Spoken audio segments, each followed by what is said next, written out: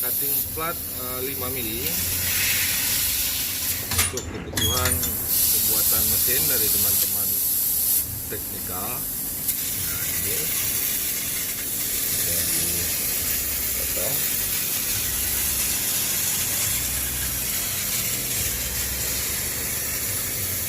Nah, ini hasil potongan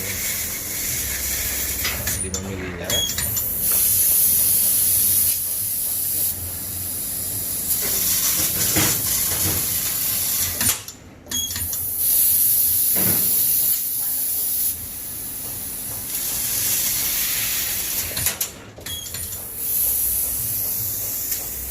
Kita lihat, jadi mau merakit mesin, jadi ini potongan-potongan yang mereka butuhkan.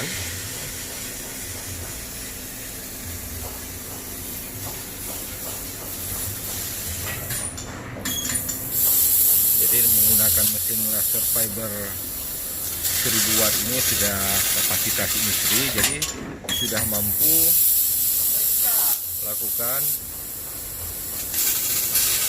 untuk detail-detail mesin.